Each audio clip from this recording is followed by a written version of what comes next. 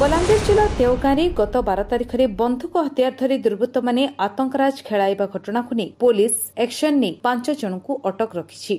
दुईटी खंडा 2टी लुहा rod गोटे ठेंगा जबत करिछि। देवगाँ थाना अंतर्गत कछारपाली गाँ सत्यवान साहू नामक जने व्यक्ति देवगाँ थाना रे एतला देइथिले। तांकु किछि युवक मारिबाकू धमक देबा सह बंधुक सह खंडा धरी गाँ को जाइथिले। ता सह किछि चांदा आदाय को नहीं मध्य से युवक माने गाँ को जाई विभिन्न हथियार धरी गाँ रे लोकन को भयभीत करबा सह आतंकराज खेलाइथिले। एने मामला रुजु करी पुलिस फेरार दुर्वृत्तों को खोजुतला। आज एने 5 जन को अटक रखुछि। अन्य फेरार अभियुक्तों को खोजुछि पुलिस। तेबे तदंत परि 5 जन को कोर्ट चालान करबा नै सूचना दैछंती बलांगीर एसडीपीओ।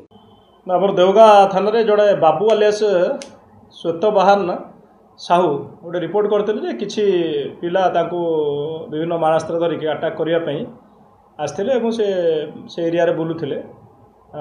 तार मारणास्त्र थिला से इश्यू को लेकिन से बब्रू जो आम श्वेतवाहन साहू गोटे देवगाँ थाना काली रिपोर्ट देते से रिपोर्ट उपर आम गोटे केस होती जो मैंने बुलूले मोटरसाइकेल धरिकी किसी मारणास्त्र पाखे देखाई सीसीटीवी रे से 5 जन को आम अरेस्ट करूँ। आउ कि अच्छा आम खूब शीघ्र अरेस्ट करूँ।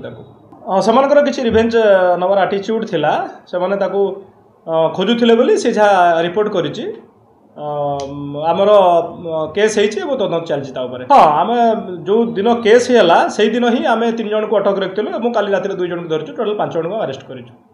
हाँ किसी अच्छा आउ कि अच्छा सांगे आइडेंटिफाई कराई खूब जल्दी अरेस्ट कर।